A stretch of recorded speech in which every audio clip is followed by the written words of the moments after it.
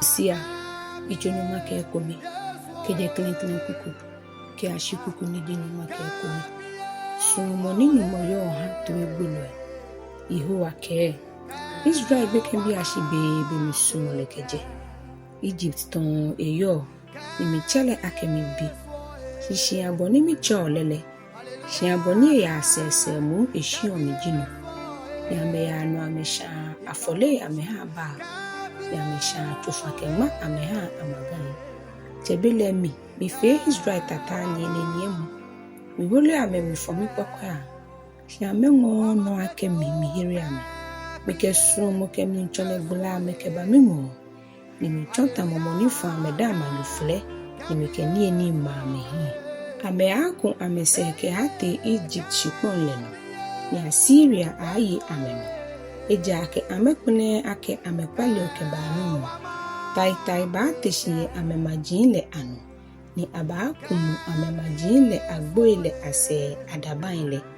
akpata ame hie eja ke ameke ame fon ame dienche ame ni lenu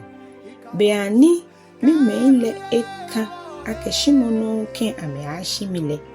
ke mono ke ame akemu ya me koncho nika ame kuele hiwo shimukowo ye ameno ao Israel te ma feten magme oehu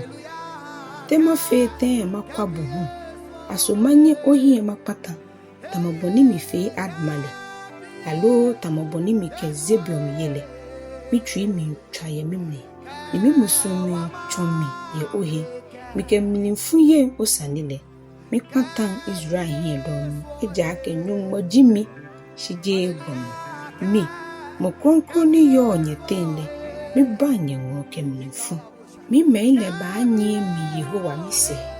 be yino ni mabo tamojatale ame aba ke hipoku ame hi akpopo ke aje anai bekeba ame aba ke aje Egypt ke hipoku tamolo funji ame aba tamo okpoi ke aje Assyria shipon leno ni mike ame akuse ke aba ame dienche ame shian ame eko mi Yehowa mike kukuniji nyomake enyu abu Yuda ke Israel fo Yehowa ke Israel bi ebole mi ke peke amale ke moshishimu ni Yuda bi kai ame minche mi hi atun mi ni jinyumo anokwafo ke mokonkonle hallelujah Hosea ichonyuma ke enyu ke de klenklen kuku ke ashikuku niji ipa Israel bi agbimu le mi tole ke demele eheba se na moko shimu efite oni ameha amale ke yiwale buya mete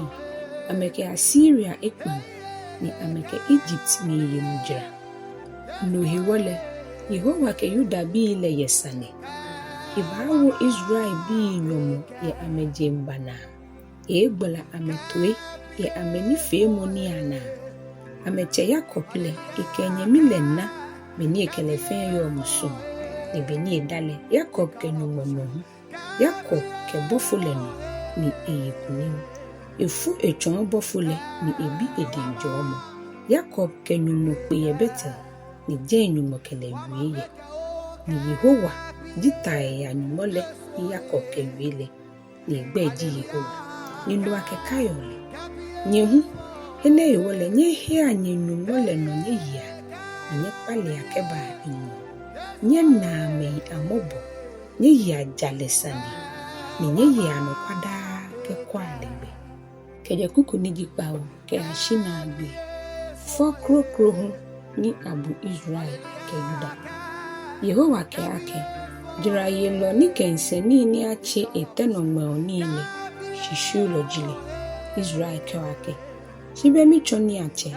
be mi nani baba o mi dengbe gbomo mi ni ile fe mi ile ana tomoko ni tamu eshaye nihi mi ji Yehowa nyanyumole mo ni kenyeje Egypt shipon le no bebe ke bale ma nye hibui amni eko tamobone nyefe egbinbugi anole mi ke gbalo ele wie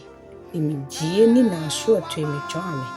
Asa micho ameno mibubui mi meile abeile. Shinkele aja amagan ye Gilead. Shimenfe ni ja amele agboi. Agbechinai akemi shanfole e Gilgal. Shanfole shan latei ne ba chomotei kui keke. Ye amemojiashin akofile ate. Jacob dufui kete Mesopotamia. E asomo ye jen ye ngahiwo. E akwa mokoto ye ngahiwo.